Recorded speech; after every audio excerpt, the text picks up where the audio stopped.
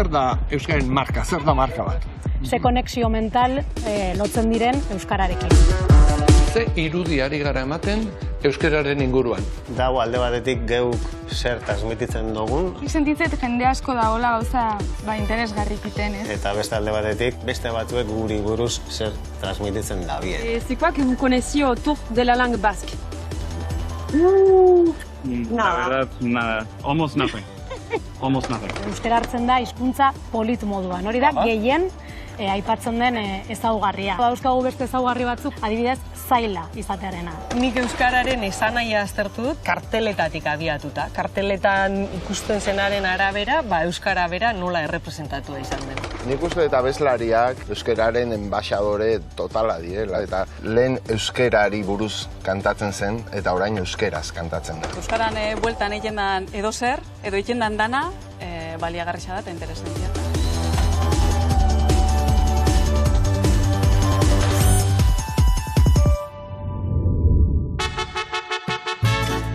Mexiko izugarri herrialdean hitza da. 130 milioi biztanle inguru ditu. Eta bere hizkuntza nagusia gaztelera izan arren, 60 hizkuntza indigena baino gehiago hitz egiten dira. Maien, zapoteken, mixteken eta beste askoren bizileku izan da. Denek bertako kultura aberastu dutelarik. Baina, zein da Mexikon pentsatzen jarrita etortzen zaizuen lehen irudia? Zalantzari gabe, mariatxiak. Beraien abestiak mundu guztian zehar barraiatu dira. Mexikar estereotipo nagusinetariko bat bihurtuz. Jamaikan, rastafariak bezalaxe. Edo Japonian, sumoa. Baina, japoniar guztiak sumo zaletuak direla uste duzue? Ez noski. Euskaldun guztiak aizkolariak izatea bezala izango litzateke. Ez da, Kike? Zer diozu izaro? Estereotipo ezari nintzen hitz egiten. Zer esan diozu, nik ez dudala aizkolariaren estereotipoa ematen? Kike, zer esatea nahi duzu? Aizu, hizkuntzen inguruan ere estereotipo asko dago. Esate baterako bati baino gehiago hori entzungo zenioten esaten hizkuntza hori ez zait gustatzen, zertarako balio du beste horrek, edo niri oso arraro egiten zait hizkuntza hori. Hori guztiak estereotipoak dira? Bai, baina saiatu ezkero estereotipoak ere eroriarazi litezke. Eta gurera etorrita. Guk nola ikusten dugu gure burua. Edo nola ikusten gaituzte euskeraz dakitenek. Edo ze ideia eta irudiekin lotzen dugu euskera. Kontuz, Kike! Kontuz! Estereotipo bat gutxiago. Eta guk ezagutzen alditugu euskararekin lotura duten irudiak eta logoak. Mereziko luke kalera joan eta jendeari galdetzea, ezta? Bai, banoa.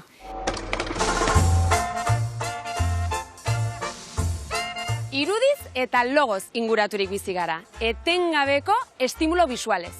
Hortxe daude, baina batzutan ikusi ere ez ditugu egiten. Ea gai garen euskararekin lotura dutenak identifikatzeko. Galdera da. 6 logo hauetatik, zeintzuk dute lotura zuzena, euskararekin edo euskararen sustapenarekin. Laua, bosta, eta seia. Bueno, seia da euskola. Bueno, Laua, bosta, eta seia bai. Bosei, bi, eta bata. Eta bata. 3, 4, eta 5. Laugarrena, Lau. Aho bizi. Bosgarrena ere bai. 3, Irua. 4. Lau. Irua ezaguna egiten zaizu? Ez. Ez. Zeintzuk ez? Seigarrena. Bata ez, bida euskal selekzioa, eta bat bideik ez. Eta laua? Laua ez da zauna eta euskararekin ere ez du loturarik aukitzen. Bita 6 euskal herria egin baita, baina euskara egin beha. Pesketia. Bigarrena nik uste dela kirola edo euskal selekzioa ez dakitelako bat. Bata ezagutzen duzu? Ez, nogoa. Ez dakiden kutxa, o Euskal Herriko Unibertsitatea, o ez dakit oso na. Bata, euskarari bai ekimena. Bia, Euskal Futbol Federazioa. Hirua zerekin lotzen dezute edo... Ez dakit dena eka, ez dakit zer den. Aika ez. Hirugarrena da Euskal Herrian euskaraz. Laua zerekin lotzen dezute edo zeren logoa da? Hau bizi, Euskaraldia, bai? Badakizu bostak izena edo, logoaren izena edo... Betiko logadari ez, ETV-koa. Bosgarren zenbakia da euskararen txantxangorria, orduan lotura zuzena daka. Hau, guazenengatik eta hola. Eta seia? Aratik egitako ez da. Eta hauka kilometroak. Aztere. Kau da Eusko Label. Lehenengoan asmatu duzu. Hoi seria. Hori da. Premio, zen da. Premio.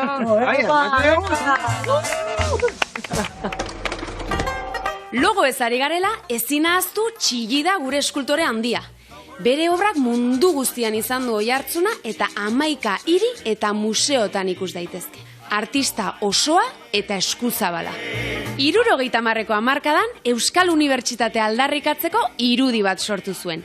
Pegatina gisa Euskal Herri osoan zabaldu zena. Eta 1982an zuhaitz bat irudikatzen zuen irudia musutruk eman zion 2 urte lehenago jaiotako Euskal Herriko Unibertsitateari. Hori bai, opari ederra.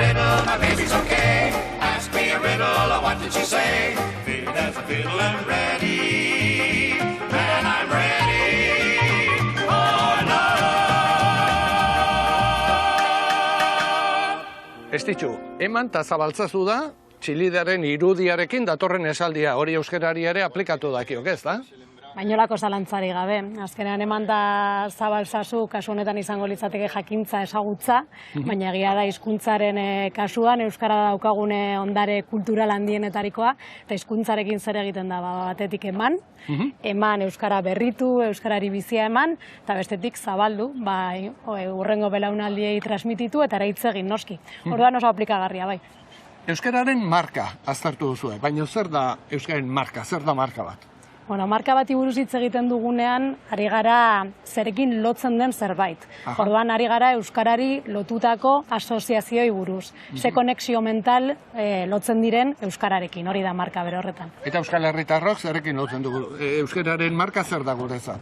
Bueno, ikerketa mamitsua da, atal asko daude, baina zita asoziazioekin oran nabarmenekin, euskara hartzen da hizkuntza polit moduan. Hori da, gehien aipatzen den ezaugarria. Polita. Bai, polita, euskara polita da gehiengoarentzat. Baina horrekin batera, badauzkagu beste ezaugarri batzuk, agian hain positiboak ez direnak, adibidez, zaila izatearena. Hizkuntza zail gisa ere hartzen da euskara. Askotan entzun dugu hori, ez? Bai, oso errepikatua da, baina azkenean horrek eragina izan dezake gero, ikasteko nahian eta horrelakoetan. Horregatik da importantea aztertzea jendeak zerekin lotzen duen euskara. Eta ze gauza gehiagorekin?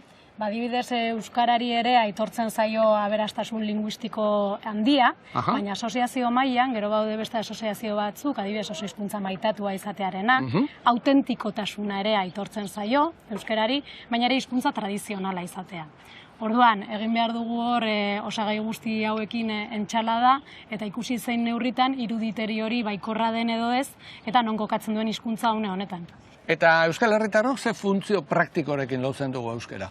Bueno, hainbat funtzio eman genizkien, galdera egin genien inkestatu guztiei, eta kasu honetan gu ere harritu gintuen ikustean nola, Euskal Herrian maila orokorrean hartuta, oraindik ere, euskarari gehien aitortzen zaion funtzioa, den baserriko gaiei buruz hitz egiteko. Harridura handiz hartu genuen hori, eta horren ostean, bigarrene funtzioa aitortuena izango litzateke eskolako gaiei buruz aritzeko. Orduan, oraindik ere euskara ikusten dugu, bai baserri munduarekin lotuta, harrigarria bada ere, eta eskola munduarekin oso modu nabarmenean.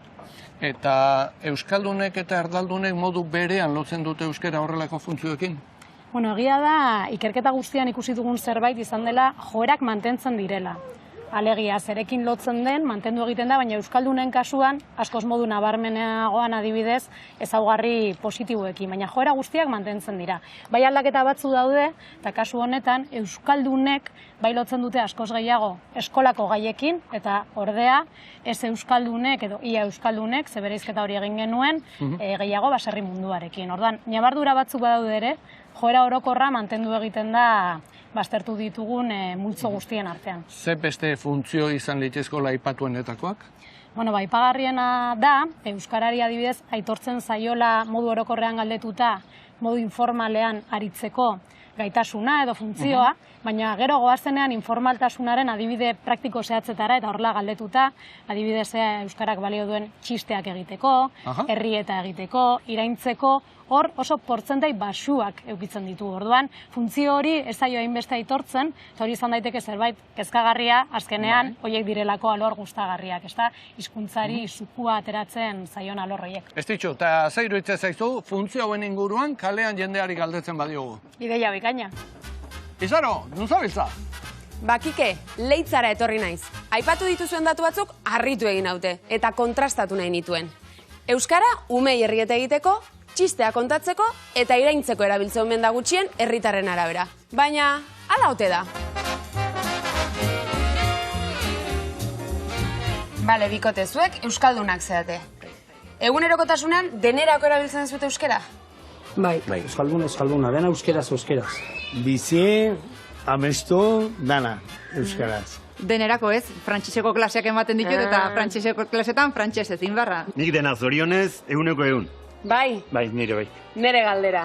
Txisteak ere euskeraz egiten dituzue? Generalen euskaraz. Bale? Bai. Botzez euskaraz botzen txut. Erderaz larri ibiltzen azta bai. Nire txiste kontatzen nahiko txarra naiz, eta zikio asko kontatzen. Lehi kontatzea baina guzaintza eta hitzea, hori egie da, eta normalen izaten die gehienak gazteleraz. Egia da, igual, hola, txiste labur modun, igual erderazkoak errexago, Saiatzen euskaratzen.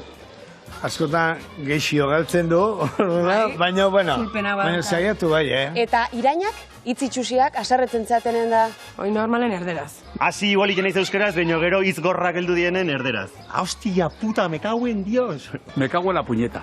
Lo digo a que bai, baina gutxi. Hostia, me cago en la Cago en la, hori bai. Hoi hizkuntza internazionala. Euskeraz baten bat? Euskaraz badie.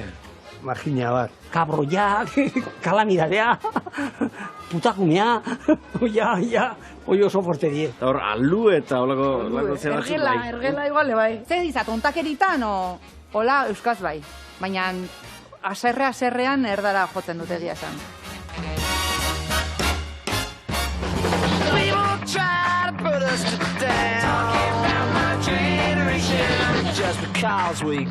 Jasmin naiz, 29 urte ditut, Marseillan jaio nintzen, Frantzian, baina gaur egun Iruñan bizi naiz.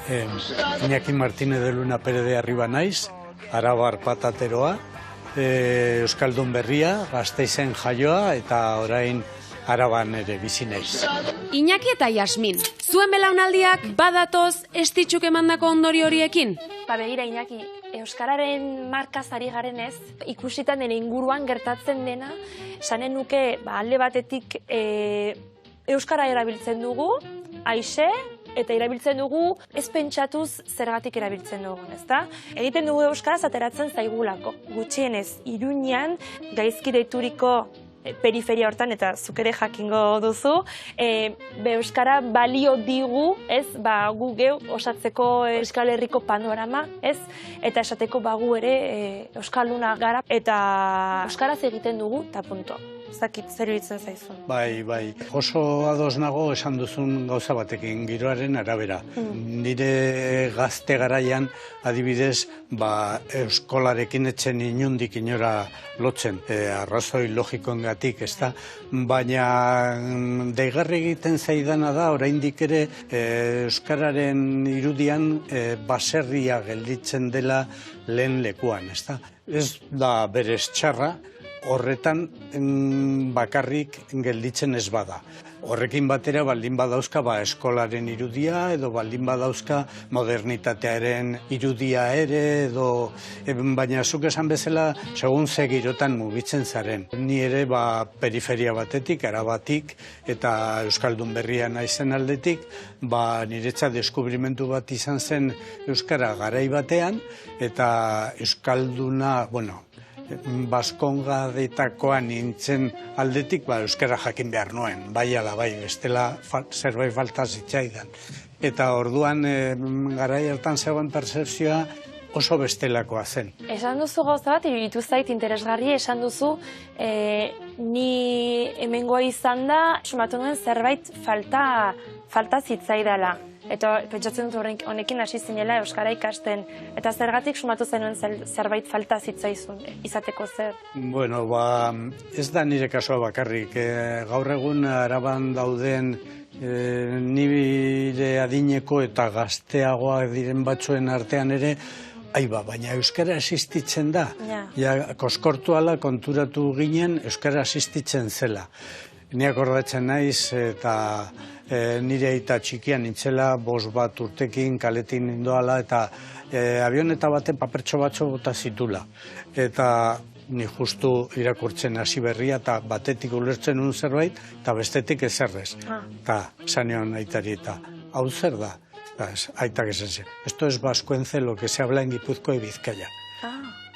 Hori zen percepzioa. Arabako lurralde gehienetan, guztietan ez. Ez ditxo, eta Euskal Herritarrek nola ikusi dute euskararen bilakaera azkenengo urte hauetan? Bueno, nahiko adierazgarria da, ze batetik Euskal Herritarrek uste dute euskara gero eta presentzia gehiago daukala, eta ez hori bakarrik. Baizik, eta uste dute euki beharko lukeela gero eta presentzia gehiago. Eta hori zer da, gehiengoa? Bai, gehiengoa. Gehiengoak hori uste du, bai. Gazteek zer pentsatzen dute guzti honen inguruan? Bueno, hor ere joerak mantentzen dira, baina gazteen kasuan badaude zantzu kezkagarri batzuk. Adibidez, gazteek badaukate joera ikusteko tradizionalago, baztertzaileago, bai, hori nabarmen agertu zaigu, eta gero ere, hiztunen kasuan ere, ikusten dituzte euskal hiztunak baserritarrago, tradiziozaleago eta zarrago beste adintarteetan baino. Orduan, zantzu horiek badira hurbiletik jarraitzekoak behintzat. Beraz, marka hobetzeko puntu horietan eragin beharko genuke. Marka hobetzeko egin beharko genuke nolabait guztion artean rebranding plan oso bat, erakunde askoren parte hartzearekin, eta adibidez zailtasunean eragin, euskara lotzea askoz gehiago zientzia eta teknologia bezalako alorrekin, eta hori egin daiteke eta horretan gabiltza alor horretako profesionalok. Eta orain, adimen artifizialarekin ere ari zareten lanean, ez da? Bai, adimena artifiziala erabiltzen ari gara, bai edabideetan argitaratzen diren artikulu guztiak zurgatzeko, eta baita ere sare sozialetan egiten diren komentarioak euskarari buruzkoak, eta baita ere katalanari buruzkoak, katalanaren marka ere aztertzen ari garelako, zurgatzeko. Eta adimen artifizialak berak sailkatzen dizkigu. Positiboak diren, negatiboak diren, ze gairekin lotzen diren, orduan lehen guk ikerlari gisa egiten genuen lana, orain ari gara frogatzen adimen artifizialak nola egiten duen. Ez ditxo, ez autoko duzu Aitorren hizkuntzarra bestia? Bai, ezagutzen dut. Baina agian sortu beharko genuke Itziarren hizkuntzarra abesti berria. Hori ere alaba. Luzinia Megarrinkos da Urretxindorraren izen zientifikoa. Eta bere kantu finagatik da ezaguna. Aitorren hizkuntza 1968an Bergarako 4 gaztek Urretxindorrak taldea osatu eta kantuari ekin zioten. Eta frankismo garaibetean ere zerki bihurtu zen Aitorren hizkuntzaharra abestia sortu zuten. Ordutik ona, euskal kantutegiak euskararen defentsan 11 abesti esanguratsu eman ditu. Adibidez, nork ez du Oskorriren Euskal Herrian euskaraz mitikoa noizbai kantatu? Euskal Herrian euskaraz nahi dugu hitz eta jolaz Euskal Herria korrika Edo korrika bat izan bat kilometroak, herri urrats edo euskaraldia bezalako ekitaldien abestiak lau haizetara abestu. Euskaraz dira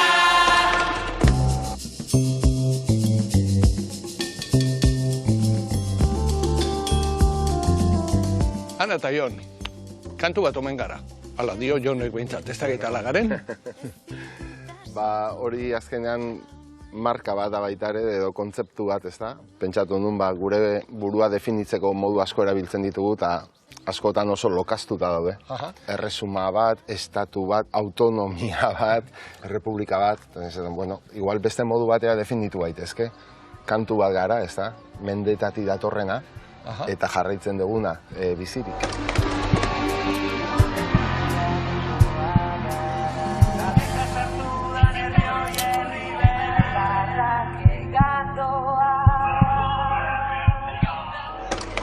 beste belaunaldi bateko zahara, eta zer erazten dio zure ustez abestigintzak euskararen markari?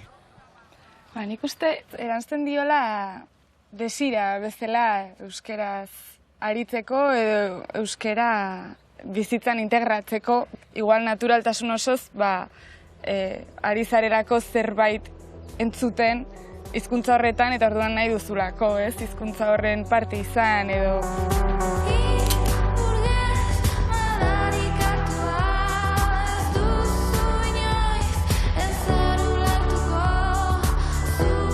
Eta, zuen ustez orduan, euskarara erakartzeko tresna egokia izan da, abestigintza?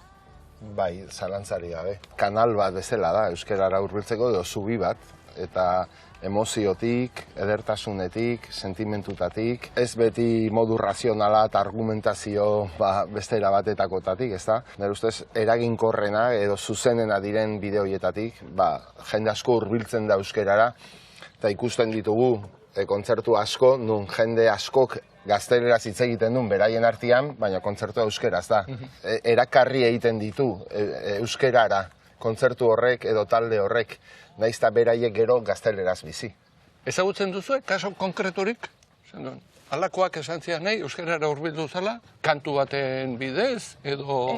Solea Morentek intziten elkarrizketa bat bere irratsaiorako, Radio 3-en, eta esan ziten nire abestien bidez, euskerak erakartzezula, ez? Nolabait, eta naizula hasi ikasten. Nik uste eta abeslariak, musika taldeak, euskeraz aritzen direnak, euskeraren enbaxadore totala direla, ezta? Eta jende askok lehenengo aldiz entzun du euskera, kantu batean, noiz entzungo duzu euskera, Solea Morente bezala, Granadakoa baldin bazera eta bizi baldin bazera, segurazki kantu batean, ezta?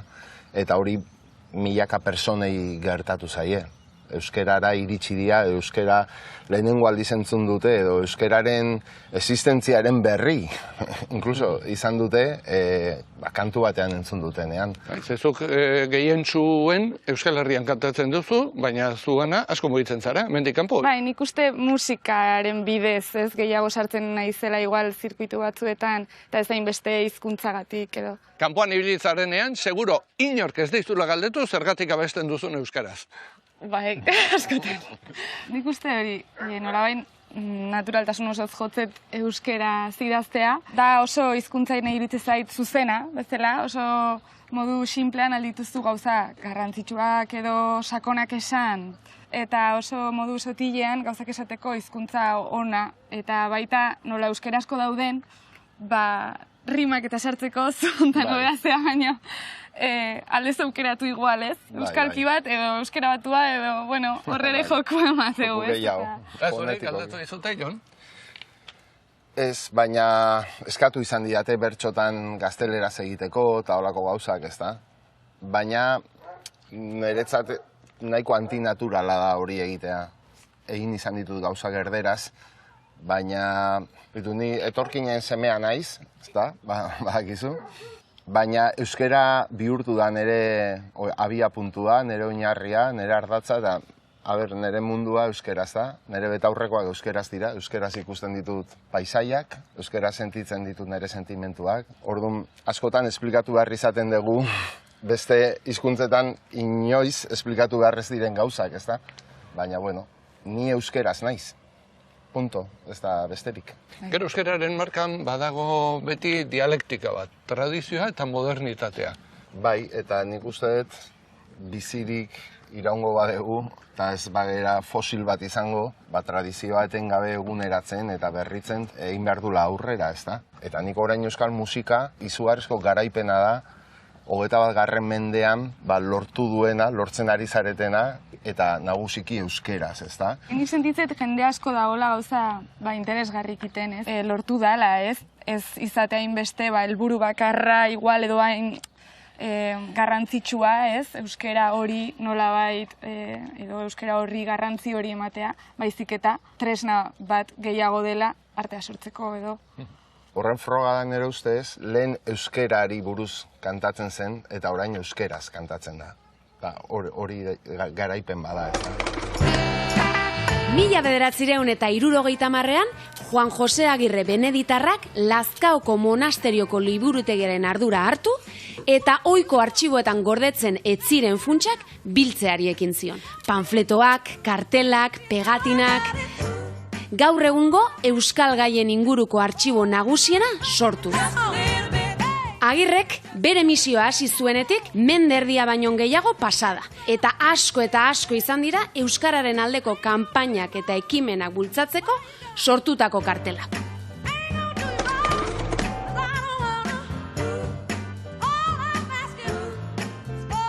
Beraz, zer aztertu duzu, zein izan da zure ikerketaren gaia? Nik euskararen esanaia aztertu dut, euskararen errepresentazioa karteletatik abiatuta. Karteletan ikusten zenaren arabera, euskara bera nola errepresentatua izan den. Eta ze hartu dituzu? 60. hamarkadatik, 1960tik 2018 urtera arte, euskaraldiko lehengo edizioko kartela izan zen azkena. Beraz, hasiera frankismopeko kartelak izango lirateke? Bai. Eta hemen ikusten ditugunak hori esek dira hasierakoak 60 eta 75 urte bitartekoak. Hemen soilik bi dauzkagu, nik gehiago aztertu ditu, baina uste dut bi hauetan ikusten dela. Pixka bat nazionalismo goiztiarraren arrastoa legoke hemen, sokarekin ikusten dugu, ez? Nola nekazal eremuko nolabait iruditeria hori dagoen, ero lauburua, edo koloreak ere oso euskotarrak dira, ez? Eta hor tradizionalismoa, ero autentikotasunarekin errepresentatzen da euskara, ero horrekin lotu izan da kartel hauetan. Hau da beraz abia puntua eta hortik ze fasetara? Frankismoaren amaierara nolabait. Frankismoaren amaiera eta trantsizioaren hasierara. 75etik 80garren hamarkada horietara. Urte horietan izango genituzke beste bi kartel. Eta zer ikusten da hemen? Beste bi kartel horietan ikusten dugu beste erabateko iruditegi bat datkarkigu, ez? Nabarmen. Eta orduko eskultore edo artista famatuenek egin zuten beraien, euskara horrekin lotzen hasi zen, da orduan... Izan ere hauek, Basterretxea eta Zumeta dira, Bai, Basterretxearena da bai euskarariko kartela eta 24 orduak euskarasekoa Zumetarena. Eta hor bai azten da euskara lotzen, vanguardia, modernismoa, pixka bat garai hartako giroarekin, ez? Giro aurrerako horrekin eta antifrankista horrekin. Eta fase honen ondoren zer etorri zen? 3. fase batean 80-90 hamarkadak aztertu nituen eta hemen ere ikusten dugu beste erabateko iruditegia dakarkigula urte hauek eta euskara nolabait nazio eraikuntzarekin oso lotuta ageri zaigu. Eta hor ikusten dugu, ez? Elementu ezberdinak. Aberria, herria, Euskal Herria, holako hitzak etengabe azaltzen zaizkigu, ikurrinak, mugak... eskua ere nahiko tragikoa da, ez? Eta gero nazio eraikuntza hori dago lotuta garai hortako egoera soziopolitikoarekin eta agresibitatea, oldarkortasuna, gatazka nolabaiteko iluntasuna, ez? Eskuaren horrek ere badauka horrelako nahiez moduko bat adierazten du, ez? Eta hemendik nora joan ginen? Hemendik gero daukagu erdibideko beste fasetxo batero, fase honen amaiera izango litzatekeena. Ze urtetan gabiltzen? 85etik 2000garren urtera. Eta hor urte klabean nik izango nuke 88a dela. Zergatik? Lizarra Garaziko akordioa sinatzen delako, eta Euskal Herrian badelako nolabaiteko hito historiko bat edo, eta alaitasun eta bestelako egoera soziopolitiko eta aldarte baten momentu historikoa bada Lizarra Garazi. Eta hori ikusten da karteletan? Bai, nik uste dut oso argi ikusten dela karteletan, ez? Gainera, uste dut urrengo fasean ikusiko ditugun elementu batzuk hemen jada ageri zaizkigula, eta aldaketa hori nolabait koloreari dagokiona, neutraltasun nahi bati, umeak edo haurtzaroa azten da agertzen, bestelako, ez daukagu esku nahi ez hori adierazten zuen eskurik eta ez dago, beste giroa dago. Eta nik uste dut hor aldaketa hori ematen dela bai euskalgintzatik eta baita alderdietatik ere. Hor, adibidez, ikusten dugun karteletako bat umearena daukana herri batasunarena da, ez? Eta hor aldaketa hori ere bi aldetatik ematen da euskalgintzatik eta alderdi politikoetatik. Eta azken fasea zen izan da? 2000-garren urtetik, 2018-ra bitartekoa. Eta hor dauzkagu, bimendu sozialitatik eta abiatutako kartelak, eta baita euskalgintza instituzionalitatik abiatutako kartelak ere. Eta aurreko fasearen amaieran komentatzen genuen koloreak bazuela presentzia bat, bestelako aldarte bate bazuela presentzia bat, eta hemen hori egonkortu egiten dela esan genezake. Fantasiarako joera badago, eta hor ikusten dugu supermintza lagunena, adibidez, ukan birusa bera ere fantasia asko panpin badela esan genezake. Hiritartasun nahi batero adierazten da, eta hor supermintza lagunen atzekaldean ikusten dugu skyline, olako...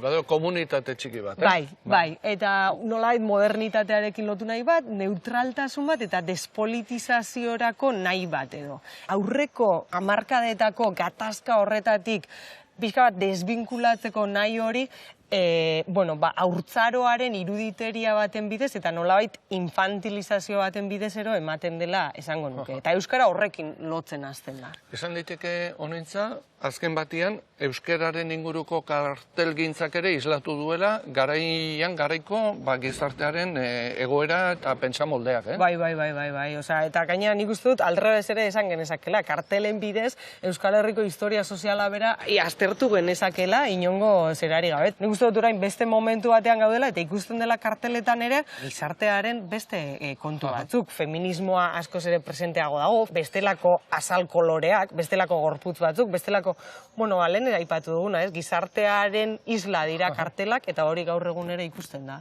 Aizu, honentza, zuk ere beltzen dituzu euskarazko leloak eta daramatzaten kamisetak? Bai. Gaur ere bai? Adibidez, badaukat bat, arrasateko lagun batzuek egindakoa da. Elegantea. Bai, ez bitartasuna azaltzeko nahi batetik abiatzen da, eta nik uste dut afari merienda oso definizio polita dela, ez bitartasuna dirazteko. Bai, oso polita. Eskerrik asko.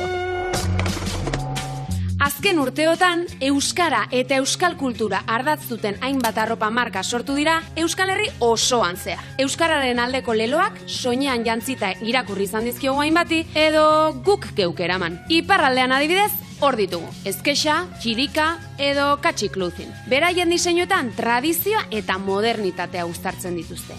Begirada fresko bat eskainiz. Eta euskararekin lotuta hor ditugu, korrika, herri urrats, eskola publikoaren festa, euskaraldia eta ekitaldi guzti horietarako diseinaturiko kamisetak. Baina utzi ditzagun kamisetak oraingoz.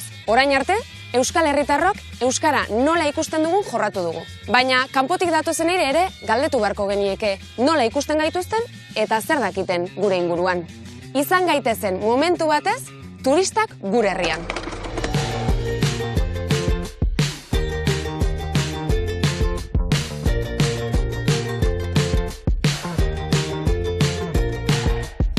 La première question, est-ce que vous connaissez les langues qui se parlent ici?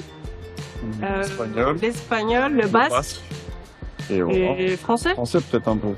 French. And another one that we just learned when we got here. I can't remember. We cannot remember it. We just learned it today. Just learned today.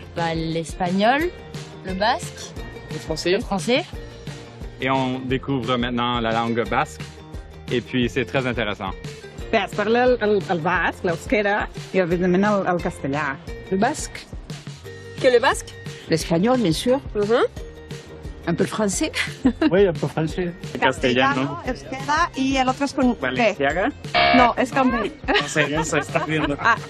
And where do you learn about this language? Our friends live here. Okay. And so, Reading the signs, they And reading the signs. definitely look much different. Okay. Non, on le voit sur les panneaux parce qu'il y a beaucoup de choses qui sont écrites en basque. Ça. No los dijo el señor. el taxista nos lo dijo. Ah, vale. Sí. Vale. ¿Y qué sabéis del euskera? La verdad, nada. Pas grand-chose. Almost nothing. Almost nothing. Is there something you know about Basque? No. No. No. No sabem molt bé d'on origine, que podria ser pre-indo-europea. L'occitan est plus facile que le basque, c'est un peu plus compliqué, quoi. C'est une langue morte. C'est une langue morte. Oui? Estic al corrent de tots els esforços que s'han fet a les diferències del sistema educatiu i de l'èxit que està tenint. Our friends, they speak Basque and everyone here knows what they're saying. But we're like trying to pick up on small words here and there. Alguna paraula que has après? Bé, crec que bai. Bai. És. Bat. Bat. Osondo. Y la taberna, ¿cómo se dice? Jatechea. Jatechea. Jatechea. Bueno. Pas du tout. Je crois pas. Allez. À part dire adieu ou anichat. Anichat, c'est du gascon. Mia. Mia. Bel. Mesdece. Mercedes. Mercedes. Escarat, merci. Eskerrik asko. Escarat, ¿no? Eskerrik asko. Eskerrik asko. Sis.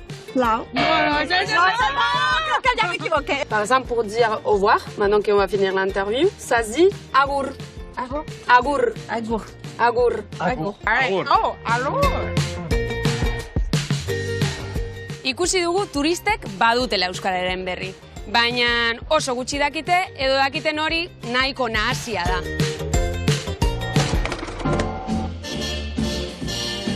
Euskal Kostaldeko herri guztiek bezala, Zumaiak ere turista askoren bisita jasotzen du. Bertan, Flix famatua ezagutzeaz aparte, El Enigma del Euskera bisita gidatuan parte hartzeko aukera polita dute. Esti, eta nondik sortu zitzaizuen ideia hau? Arrazoiak asko dira. Azteko, Zumaia ez da bisitatzeko toki polit bat bakarrik, askodaka eskaintzeko eta askodaka ezautzeko. Eta 2018an sortu gendunean, konturatu ginean, bulegora etortzezan bisitari eta turistak, gehoz da interes gehiago sekala gure hizkuntzan eta gure kulturan. Eta horrek atentzioa ditzezigun. Bestalde ere, denda, jatetxe, taberna eta zerbitzuetan konturatu ginean baita ere euskera pixkat bigarren maila batian edo eskutuan jartzen hasi ziala. Hori gertatu zen. Bueno, turismoan gorakadakin batea, hori nabaritzen hasi ginean. Eta, erabaki genuen galdetegi bat egitea, udara batian, turistei, eta galdetegi horretan deskubritu genuen exotikoa zala behaientzat, euskera, eta inolaz ere etzala oztopo bat. Eta, horrela erabaki genuen, geoparkeko eskaintzan, euskera eta euskal kulturan inguruko bisita gidatu bat, eskaini behar gendula. Eta izen bitxi xamarrare jarri zen dioten. Bai, kostazitza egun izen asmatzia, baina, El Enigma del Euskera, euskararen enigma izena du bisitak, bai. Nerea, zu zara gainera bisita honetako gida, eta hemen hasten duzue bisita, eta hemen zer esplikatzen diezu turistei. Alde batetik, gure historia oso importantea dana, eta gure aberastasuna hizkuntzaren aldetik. Eta hemen, Zumaixan gauzenez, gure inguruko izen guztiak euskalduna dirala, eta gainera Zumaia da herri oso euskalduna. Eta horrekin harrituengo dira turistak? Bai, geratzen dira oso harrituta, esaten dienean, Frantzia eta Espainiako artean bat garala, eta gero beste aldetik ez dakala harremanik beste hizkuntzekin. Eta orduan hori kostatzen jaku esatzia buruan. Hori da hemen kontatzen duzuna? Bai. Eta bigarren geldialdia non dago? Baso bizan. Guazen zobi dago. Bala.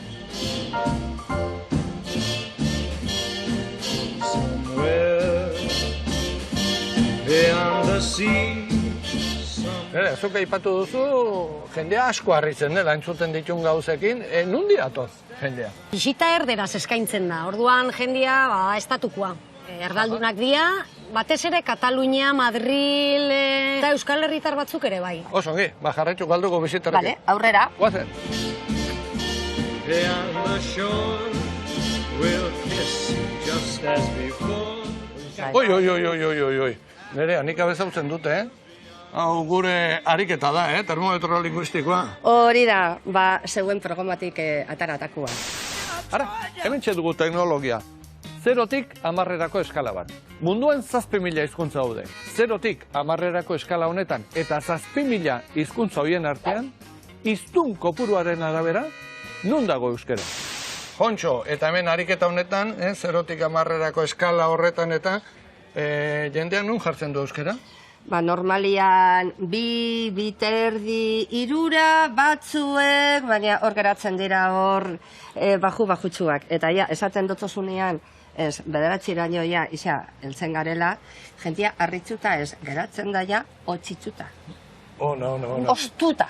Eta, zuek bestelako amu batzuk ere erabiltzen dituzue, jendea bizita honetara erakartzeko. Bai, noski. Elkarte gastronomikoa, pulpo elkarteakin lankidetza daukagu, oso zaila da bisitari jentzat elkarte gastronomiko bat ezautzia. Eta azken finean, dia oso elementu erakargarriak, gure helburua dalako euskarara eta euskal kulturara jendia erakartzia. Baina, bizita asko lortzen dituzuen, hemendik aurrera ere. Hori da.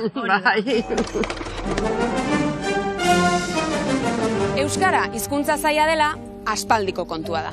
Pentsa, 1729an Aita Larramendik idatzitako lehen euskarazko gramatikari El imposible vencido izen deigarria ipini zion. Garai hartan, euskara ikastea ezinezkoa zela ziotenei aurre egiteko.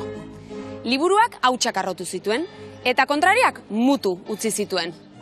Ez alda horrela, Manuel. Ahobero kuadrilaari errepaso ederra eman nion. Gaur egun ere emango nioke bati baino gehiagori. Kontxo, Manuel.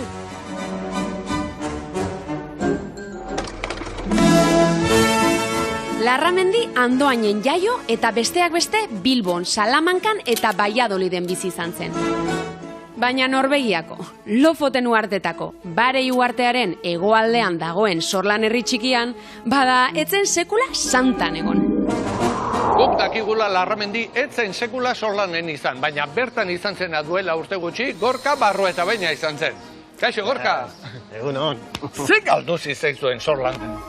Bueno, 18 urte bete gendu zenien agentzia moduen, diseinu estudio moduen, erabaki gendun aldaketa bat bihar gendula. Eta izena aldatu genuen, sorkuntzaren lurraldea. Nahi gendun izena epintxe, Sorlan laburpete. Eta derrepente kontuatu ginen Norvegian Sorlan izeneko herri bat, irla baten egoena existitzen zala. Da esan gendun, guesan ara. Ara? Eurei, hango herritarrei, alkatieri, baimena eskatzen izena erabiltzeko. Eta eman zizuen? Bai, alkati etorri zan, ferrizen porture etorri zan gure bila. Hori da, kategoria. Totala. Aizue, zuen erresuma ezautuko dugu, ez da? Venga. Guazen.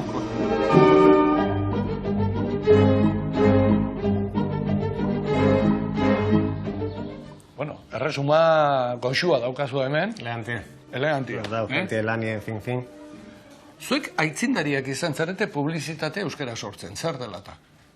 Sorlan jaiozan Durangoko berbaro euskara elkarteak pixkate bultzatute. Eta orduen berez ja euskara lan egiteko autua hartute gendu. Eta gero Sorlanera etorri dien profesional barrizepe euskaraz bizitzeko erabakize hartutako jentia izen da beti, ez da? Orduen natural etorri da, egize da alegin berezi bat egin behar dela publizidade munduen euskaraz lan egite nahi bada, ez da? Eta orduen autu konstiente bada, erabakita, eta gainera ilusio emoten dau publizidade munduen eragiten dauen mundu baten euskaraz lan egite. Eta badago horretarako nahiko merkaturik? Merkatua badauz, zerbait lortzean nahi daben edozein enpresak, kontutan eukin behar dau, ikusize izetien nahi badau, eta ikusize izen behar da kontratuak lortzeko. Interneteko mundu guzti horren barruen biztaratu behar dela enpresik. Eta merkatu horri erantzuten, gero eta gehiago zarete euskeraz lan egiten duzuen publizitate agentziak? Agentzia asko sortu di euskeraz lan egiteko gaitasune daukienak. Esan lehike estila inbeste euskeraz sortzeko gaitasune daukienak, baina bai, badau sektorie normalizatzen da bilela esan lehike. Eta ze irudiari gara ematen euskararen inguruan? Emoten ari garen irudize dago alde batetik geuk zer transmititzen dugun, eta beste alde batetik, kontuten eukin behar da, beste batzuek guri buruz zer transmititzen da bien. Egiz esan, Euskaldunok gutxi arduratzen gaz transmititzeaz, hori esan behar da.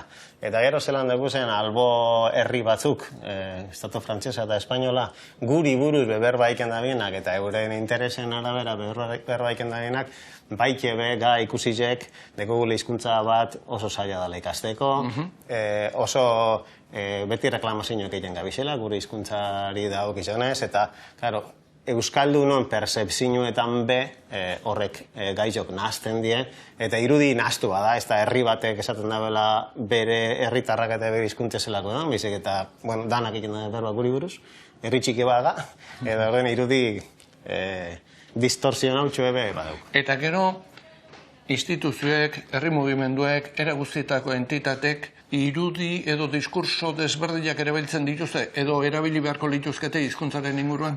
Komunikazioen 3 galderarik importantienak die zer esatea nahi dozu, nori esatea nahi dozu eta zer lortzeko esatea nahi dozu. Ez orduen, nori esan behar jakon oso gai importantia da, ze bai mesue, bai irudize, bai tonuek, bai arrazkizek beti prestau behar die konektatzea nahi dozun publiko horrentzako. Eta orduen, danetarik enbia da eta oso mesu ezberdinak. Eta zure ustez, herrietan dauden euskara elkarteak, instituzioak, era guztietako euskalgintzako erakundek, zer nolako diskursoak bideratu beharko lituzkete hizkuntzaren inguruan? Zer nabarmendu beharko lukete? Lehengo egin beharko lukez diskursuek. Segu askotan joeten galekuetara esatozko. Guk gauza asko iken duguz, baina ez dugu ondo komuniketan. Bueno, lehengo hartu beharko gonke kontzientzia, komunikeu beharra dagoela gauza guztietan, munduen harreman personaletatik hasi eta komerzialetara daño, eta hori esposo egiten, esaitue identifiketan zuk nahi duzun moduen. Beraz, lehenengo gauza diskursoa landu. Lehenengo landu. Eta gero, kontau gu garena. Eta ez beste batzuek guri buruz uste da biena. Oso ezberdine da gainera. Eta komunikazioa landu behar dugu kontetako gu zelako garen. Eta nolakoak gara? Bizipozez betetako herri bat, langile, jaizalie, harremanetarako hasieran hotzamarrak, baina gero harreman estuek sortzekuek, elkartzeko gaitasun ondize eta ohitura ondize deko gunek. Bueno, oso herri divertidu. Hori azpimarratuko dugu beraz. Ba ez da gutxi.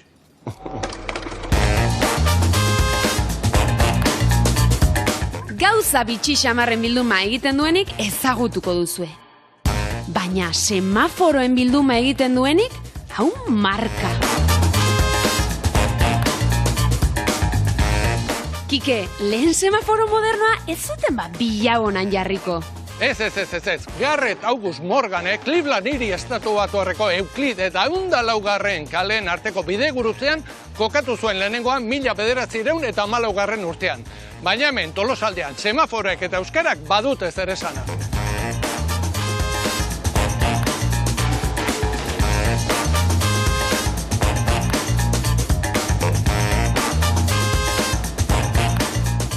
Ara, gaixo kuadrilla!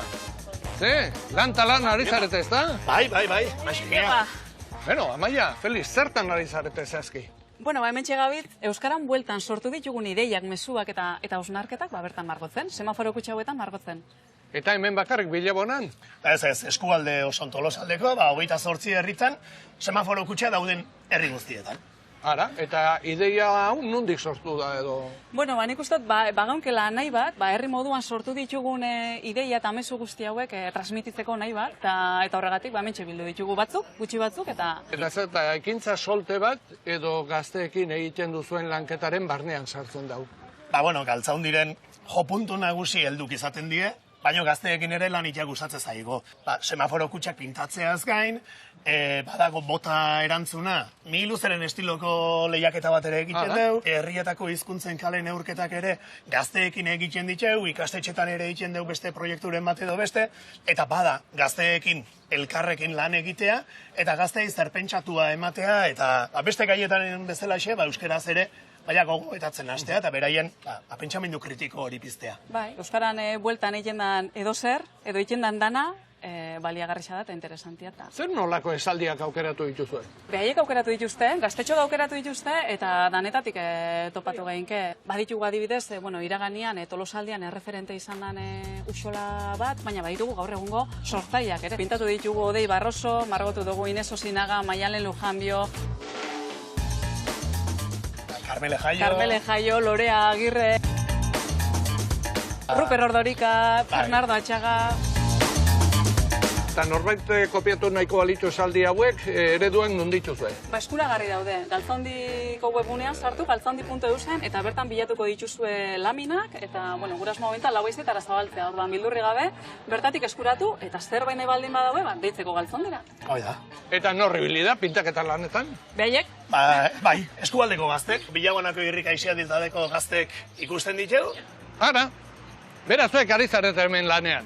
Bai. Eta zuek zeintzu zarete, abe. Magi, Clara, Udane, Jon eta Oian. Eta zein da zuek aukeratutako esaldia? Ikuk aukeratu den esaldia da, Amets Arzaiusek bertso finalen kantuzuna. Esateula, aurra nintzala euskaraz erakutzizidanari. Eta zergatik aukeratu hori? Eskertze nola bait, beha euskaraz erakutzizion pertsona. Orduan iritze egu politia dela. Euskara erakutsi dugun pertsonai eskerrak emateko modu bat bezala da. Eta zuek euskara ze ezaugarrirekin lotzen duzue? Berezia. Berezia zeatik? Guria dalako, eta leku askotan ez da egiten, eta hemen erabiltzalako. Nik behar batekin dutela. Egunerakotasunen behar deulako jendeakin komunikatzeko. Nik esango nun dara zerbait gurea. Zazkenen gu bakarriak zerbait da, orduan gure nortasunan parte bezala. Eta gazteenek? Etxetikan entzuten deunez, txikitatikan, iruditzen zaigu gure lehen hizkuntza bezala dela, orduan beti horrekin egiten deula aurrea. Eta ni esango nuke ezinbestekoa dela, azken finen, gu Euskal Herrin bizitzea eta Euskal Herrin euskara behar da. Oso ongi, aizue, jarraitu ezazue lanean eta ea txokon uzten duzuen.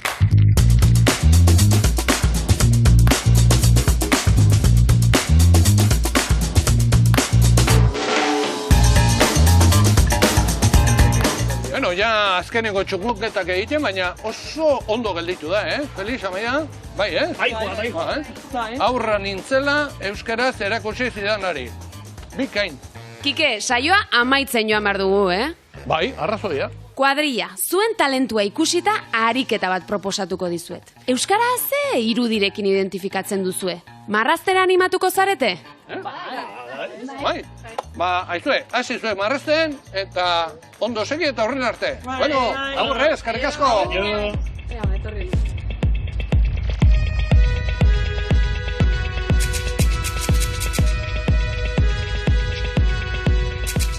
Niretzat euskara da agina. Lorerik gertetzen ez zaion, baina ostorik erortzen ez zaion zuaitza. Euskara da gure bizitzako ibaia, norabide bat eta bide bat markatzen duzkuna, eta gainera itxaso zabal honi ikaragarrizko ekarpena egiten duzena. Niretzat euskara da itxia, nire itxia. Eta niretzat familixia. Hau da, etxeko egon gela bat, eta euskarakin lotze deu, honengatik. Goxotasuna, etxekotasuna eta gurea dela. Niretzat euskara da abia puntua, ardatza eta mundu bat. Niretzat euskara da planeta bat, bere ekosistema propioakin. Niretzako euskari da mundua ikusteko modua. Euskara marrazki honekin lotzen dut, duelako etorkizuna, alabak egindakoa da. Badauka aniztasuna, bihotz ezberdinak, sarea, komunitatea, eta badauka euskara jakintzalor guztietan, Euskal Herriko Unibertsitatea. Baina, Kike, ze iruditzen adimen artifizialari galdetzen badiogu? Arrazoi duzu, ez ditxu, galdetu egingo dio. Ea, nola irudikatzen duzu euskararen marka? Ea zer dion? Euskara zuhaitz bat da, itsasotik datorren haizeak mugitu eta garriek eusten diotena. Bere sustraiek lurra zeharkatzen dute, eta bere hostoak zerurantz zabaltzen dira. Harrigarria benetan. Izan ere, euskararen markak 11 ezaugarri izan ditzake norberaren ikusmolde edo esperientziaren arabera. Eta ikusi berri dugun bezala, herritar gehienok euskararen markaren irudi positiboa dugu. Baina, marka indartsuagoa, biziagoa eta koloretsuagoa izatea nahi baldin badugu, egin dezagun euskara gure bizimodu, bizibide eta bizileku. Eta batez ere, erantzi diezaiogun bizipoza. Datorren astean gehiago, bien bitartean ondo izan eta hobeto bizi.